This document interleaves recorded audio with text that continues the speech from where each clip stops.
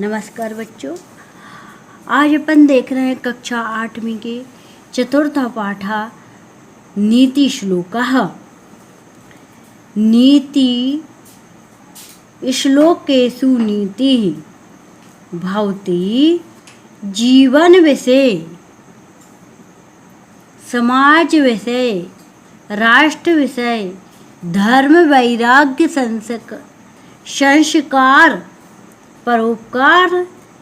परोपकारादि विषय प्रमाणिकम सुचिंतितम वैज्ञानिकम च चिंतनम नीति श्लोकेषु लभ्यते।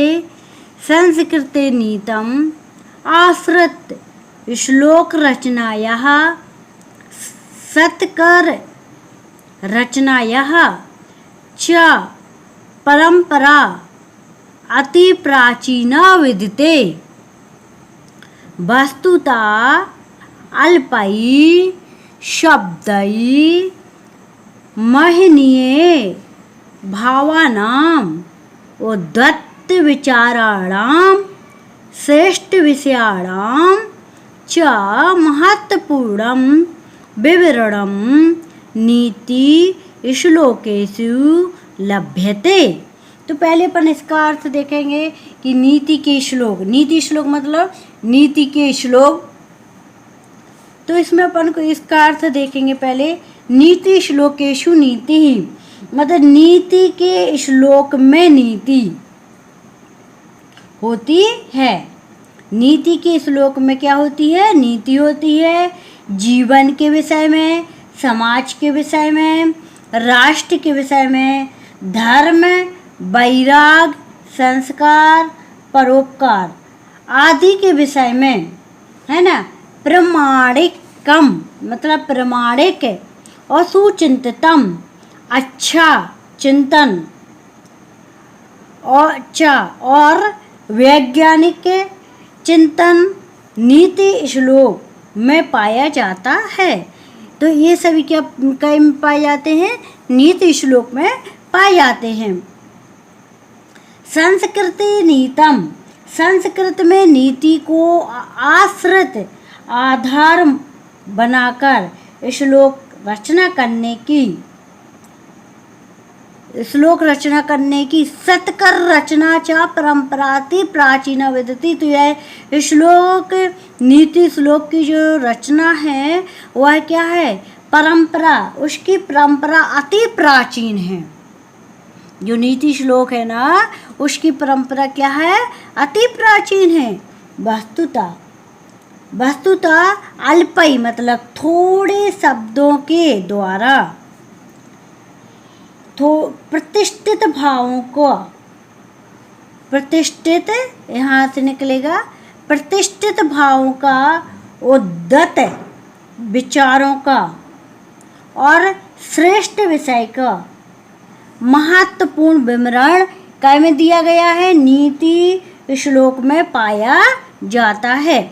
आगे समझ में कि नीति श्लोक की जो परंपरा है वो बहुत प्राचीन है। इसमें थोड़े से शब्दों में बहुत बड़ा अर्थ छिपा होता है, उससे अपन के लिए समझना है। अब अपन देखेंगे श्लोक और उनका अर्थ देखेंगे, है ना। अर्थागमो नित्यम पहले आधा आधा पढ़ेंगे फिर पूरा पढ़ेंगे तो बन जाएगा। अर्थागमो नित्यम रोगिता च प्रिया च भार्या प्रियवादिनी च। फिर से देखो, अर्थागमो नित्यम रोगिता च प्रिया च भार्या प्रियवादिनी च वस्याश्च पुत्रो अर्थकरी च विद्या षड् जीव लोकस्य सुखानि राजन। लय के साथ पढ़ेंगे। अर्थागमो नित्यम रोगिता च प्रिया च भार्या प्रियवादिनी च बस्यश्च पुत्रोऽर्थिकर्चा विद्या षड्जीवलोकस्य सुखानि राजन। है ना, तो अपन यहाँ से अर्थ निकालेंगे। यहाँ से हे राजन, क्या करना है? हे राजन नित्य, मतलब यहाँ से हे राजन नित्य अर्थ गमो, मतलब धन का आगम हो। अर्थ गमो नित्य, हे राजन नित्य धन का आगम हो, चा और निरोगता हो। अर्थ गमो नित्यम रोगिता चा प्रिया चा भार्या प्रियवादिनिश्चा। है ना, बस्यश्च पुत्रो अर्थकरिचा विद्या षड्जीवलोकस्य सुखानि राजन। है ना, तो यहाँ से लेंगे अपन लोग राजन से। हे राजन कहाँ से लेना है? अर्थ यहाँ से। ध्यान रखना कि शुरू अर्थ यहाँ से करना। राजा के लिए कह रहे हैं कि हे राजा नित्य धन का क्या हो? आगमन हो, रोग दूर हो, चा और प्रिया, कैसी पत्नी कैसी हो? प्रिय हो, चा भार्या और प्रिय मतलब पत्नी प्रिय हो और प्रिय बोलने वाली हो। समझना ध्यान से, एक लाइन का अर्थ है नित्यम रोगिता, मतलब नित्य अर्थ धन का आगमन हो, रोग दूर हो, प्रिय पत्नी हो और कैसी? प्रिय वचन बोलने वाली हो। वस्यश्च पुत्रो अर्थकरी चा, और क्या होना चाहिए? आज्ञा का पालन करने वाला पुत्र हो। है ना, आज्ञा का पालन करने वाला पुत्र हो। और क्या होना चाहिए? धन का संग्रह करने वाली अर्थकरी चा, और धन का संग्रह करने वाली विद्या हो। ये छह सेट, मतलब ये छह जीवलोक से संसार के सुखानी सुख हैं। समझ में आ गया कि इसमें बताया गया कि 6 सुख बताए हैं कि हे राजन नित्य धन का आगमन हो, रोग दूर हो, पत्नी प्रिय हो, प्रिय वचन बोलने वाली हो, अर्थकारी मतलब आज्ञाकारी पुत्र हो, और धन का संग्रह करने वाली विद्या हो। ये 6 जीवलोका से मतलब संसार के सुख कहे हैं। आगे आयुक्तम स्वामिनो युक्तम नीचस्य दूषणम अमृतम रहवे मृत्यु विषम शंकर भूषणम।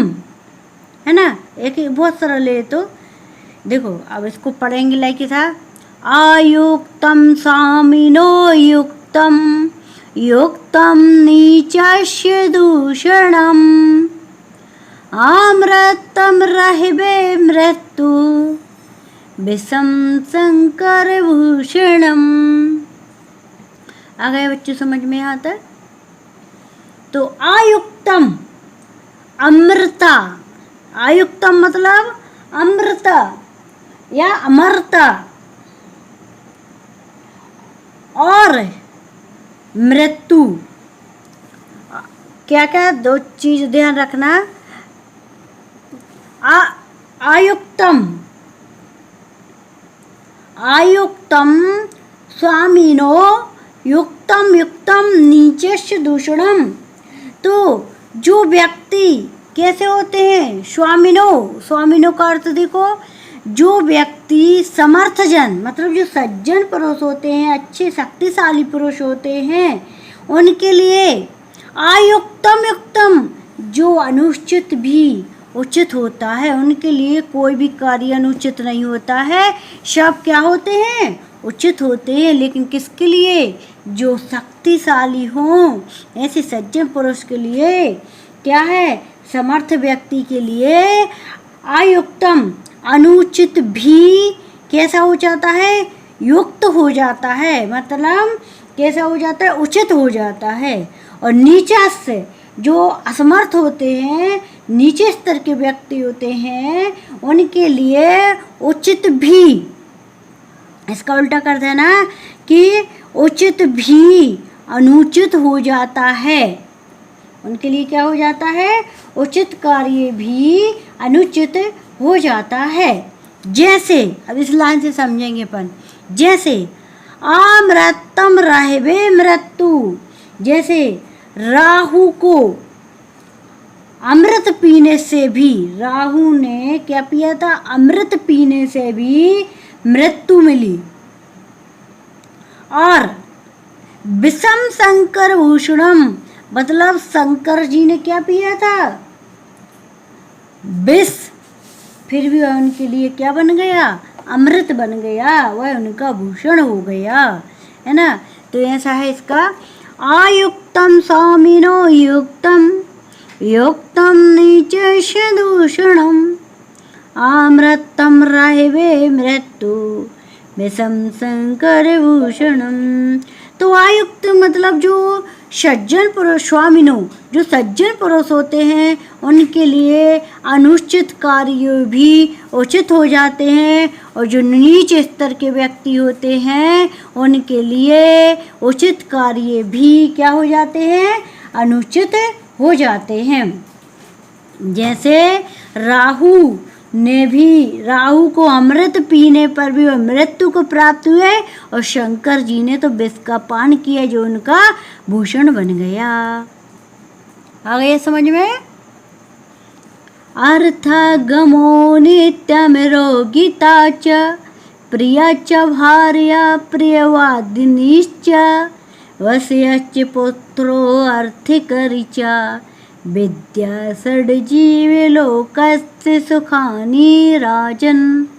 आयुक्तं स्वामिनो युक्तं, युक्तं नीचस्य दूषणम्, अमृतं रहवे मृत्यु विषम शंकर भूषणम्। आगे देखेंगे अपन, अमृतम चैव मृत्युश्च, यहाँ क्या निकलेगा? मृत्युश्च, अमृतम चैव मृत्युश्च, द्वयम देहे प्रतिष्ठितम, मृत्यु मा पद्यते मोहात्, सत्य न पद्यते मृतम। यहाँ अमृतम निकलेगा, अमृतम चैव मृत्युद्वयं देहे प्रतिष्ठितं, मृत्युमापद्यते मोहा सत्येन पद्यते मृतम। है ना।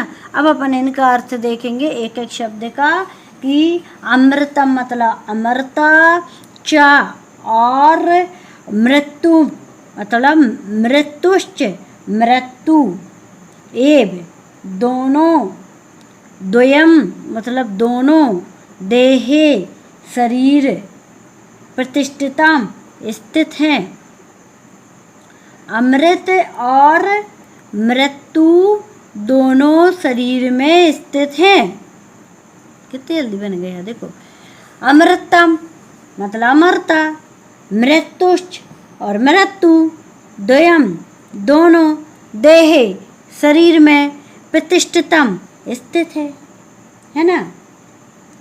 मृत्यु मा पद्यते मोहात, तो मृत्यु मा पद्यते मतलब मृत्यु को प्राप्त होते हैं। कौन? मोहात, मोह में फंसे रहने से।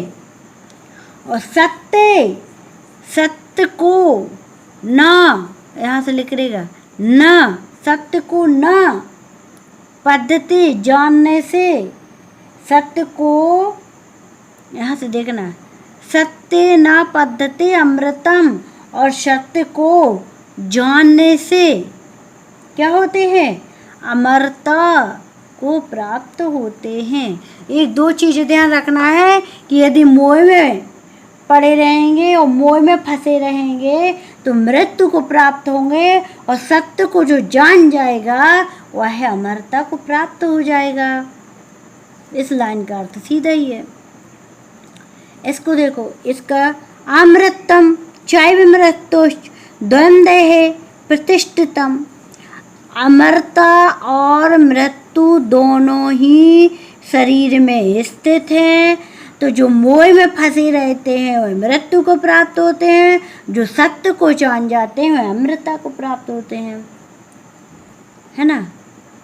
जो सत्य को जान जाते हैं वह कहे को अमरता को प्राप्त होते हैं, और जो मोह में फंसे रहते हैं वह मृत्यु को प्राप्त होते हैं। अमृतम चैव मृत्युश्च द्वंद्वे प्रतिष्ठितम् मृत्युमापद्यते मोहात् सत्येन पद्यते मृतम्। अमृतम आ गए समझ में। आपत्तिषु मित्रम जानीयाद युद्धे शूरम धने शुचिम भार्या क्षीणेषु वित्तेषु विष्णेषु चावंदवान, है ना। आपत्तिषु मित्रम जानीयाद युद्धे शूरम धने शुचिम भार्या क्षीणेषु वित्तेषु वैष्णेषु च वंदेवान। तो आपत्ति से, आपत्तिषु, आपत्तिषु का अर्थ देखो पहले, आपत्तियों में, है ना। तो क्या निकलेगा यहाँ पर, आपत्तियों में। आपत्तियों में मित्र को, मित्र मतलब मित्र को, आपत्तियों में मित्र को, और जानी आदि युद्धे सूरम धने शुचिम। तो कहाँ पर, शूरवीर को युद्ध में, है ना। मित्र को आपत्तियों में, देखो यहाँ से देखेंगे अपन, मित्र को आपत्तियों में और शूरवीर को युद्ध में, है ना। और शुचि माने पवित्रता को धन में, है ना। और भार्या मतलब पत्नी को, क्षीणेषु धन नष्ट हो जाने से, और यहाँ से, और विष्णेषु, है ना, विष्णेषु बंधवान, और बंधवान से लेंगे भाई बंधुओं को, वित्तेषु विष्णेषु संकटों में, जानियाद जानने, जानना या पहचानना चाहिए। जानियात मतलब जानना या पहचानना चाहिए, है ना। फिर से देखेंगे, आपत्तिषु मित्रम जानी, अभी जानियात के पर बाद में अर्थ लेंगे, पहले इन सब का अर्थ लगा के यहाँ आ जाएंगे, है ना। आपत्तिषु मित्रम, मित्र को आपत्तियों में, आपत्तियों में, और शूरवीर को युद्ध में, शूरवीर को युद्ध में, पवित्रता में, जब पवित्रता को धन में, और पत्नी को धन नष्ट हो जाने पर, और भाई बंधुओं को संकट में, है ना। भाई बंधुओं को संकट में पहचानना चाहिए।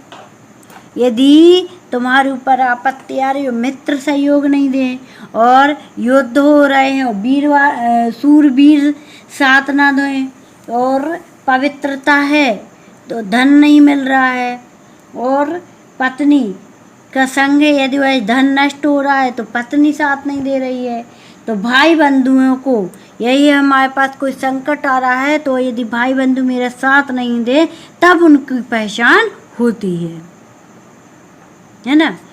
आपत्तिषु मित्रं जानीयादि युद्धेषु रमधने शुचिं भार्या क्षीणेषु वित्तेषु विषणेषु च वन्देवान्।